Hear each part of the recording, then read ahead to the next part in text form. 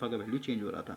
जैसे आपने वहाँ पे देखा था अल्फा को 0 डिग्री पे निकाला तो कुछ और वैल्यू आ रहा था, अल्फा को 18 पे निकाला तो कुछ और आता है। टेम्परेचर पे वेरी करता है और नेचर ऑफ मटेरियल क्या है उस पर वेरी करता है। नेक्स्ट क्वेश्चन देखिए, ये इंपॉर्टेंट क्वेश्चन है, ये सब एग्जाम में आपका बनेगा क्वेश्चन। बोल रहा है आपके पास एक कॉपर का वायर है जिसका अभी स्टार्ट इनिशियल रेजिस्टेंस यानी फर्स्ट केस का जो रेजिस्टेंस है ये आपका है अभी R0। अब इसको बोल रहा है खींच रहे हैं, इस कॉपर के वायर को खींच दे रहे हैं, तब तक खींच रहे हैं जब तक कि इसका जो लेंथ है ये n टाइम्स ना हो जाए। n टाइम्स मतलब पहले का n गुना, ठीक है। तब बताना आपका रेजिस्टेंस क्या होगा।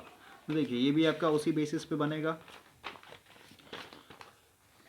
क्वेश्चन देखिए, क्वेश्चन बोला है कि आपके पास एक कॉपर का वायर है, ओके, और यहाँ पे लेंथ के ऊपर फोकस कर रहा है। तो अगेन वही चीज़ है भाई, लेंथ को खींचेंगे या फिर इसको दबा देंगे तो हमेशा क्या वॉल्यूम बराबर वॉल्यूम होगा, ओके। तो यहाँ पे वही वॉल्यूम बराबर वॉल्यूम। तो अब देखिए सबसे पहले मान लेते केस 1 में जो आपका रेजिस्टेंस था इसने लिख दिया R0 था, तो R0 इक्वल टू क्या हो जाएगा बताइए, आपका रो L1/A1 मान लेते हैं। आपका फर्स्ट केस में इसका जो लेंथ था A1 था, इसका जो एरिया था मतलब L1 था, इसका एरिया A1 था, ओके। अब हम लोग सेकंड केस पे आते हैं। तो सेकंड केस में बोला क्या कि इसका जो रेजिस्टेंस होगा, तो R2 लिख देता हूँ, मतलब सेकंड केस में जो रेजिस्टेंस होगा ये क्या हो जाएगा आपका रो वैसे का वैसे ही रहेगा। बोल रहा है कि जो लेंथ है यहाँ पे L2/A2 लिखेंगे पहले फॉर्मूला के हिसाब से। तो L2 क्या है, L2 बोला इसने कि L1 का n गुना हो जाएगा। L1 का n गुना होने का मतलब क्या, ये सीधे सीधे क्या हो जाएगा n गुना L1 हो जाएगा। भाई रेशियो अगर आपने पढ़ा होगा तो जैसे वहाँ पे होता है ना, जैसे A का एज मान लेते हैं आपका x है, तो b का आपका 2 गुना मतलब क्या हो जाए यहाँ पे 2x हो जाता है ना सीधे सीधे, ठीक है। तो वही है n टाइम्स मतलब क्या सीधे सीधे यहाँ पे मल्टीप्लाई हो जाएगा, ओके।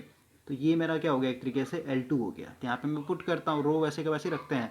L2 की जगह मैं क्या लिख सकता हूँ n इंटू L1 लिख सकता हूँ, लेकिन अभी भी भाई मेरे को एरिया नहीं पता। A2 की जगह मैं क्या पुट करूँ, तो A2 मेरे को निकालना है, लेकिन हम लोग को पता है कि वॉल्यूम बराबर वॉल्यूम होगा, दोनों केस में वॉल्यूम कांस्टेंट होगा। तो फर्स्ट केस में मान लेते हैं A1 इंटू L1 ये वॉल्यूम होगा, सेकंड केस में क्या हो जाएगा A2 इंटू L2, क्योंकि वॉल्यूम बराबर क्या होता है एरिया इंटू लेंथ, ओके। तो यहाँ से अगर मैं A2 का वैल्यू निकालूँ तो A2 इक्वल टू क्या हो जाएगा A1 L1 divided by L2, और L2 का अगर मैं वैल्यू पुट कर दूँ यहीं पे तो क्या हो जाएगा आपका A1 L1 L2 का वैल्यू मेरे को पता है n टाइम्स L1।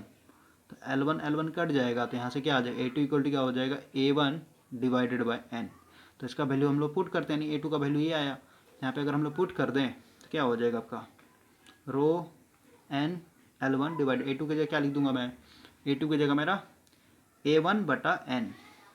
तो A1 और n ऊपर चला जाएगा, ठीक है। तो कितना आ जाएगा R2 equal to rho L1 n square divided by A1।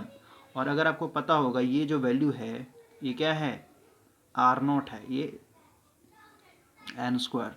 भाई रो L1/A1 यहाँ पे देखिए रो L1/A1 क्या था ये आपका R0 ही था ना, तो इसकी जगह मैंने वैल्यू पुट कर दिया R0 का, ये n स्क्वायर हो गया। तो इतना आपका जो है पहले के मुकाबले बढ़ जाएगा।